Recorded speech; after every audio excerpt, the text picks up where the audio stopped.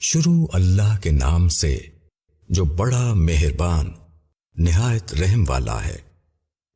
اور وہ تم سے حیض کا حکم پوچھتے ہیں، کہہ دو کہ وہ ایک گندگی ہے، اس میں عورتوں سے الگ رہو، اور جب تک وہ پاک نہ ہو جائیں ان کے قریب نہ جاؤ۔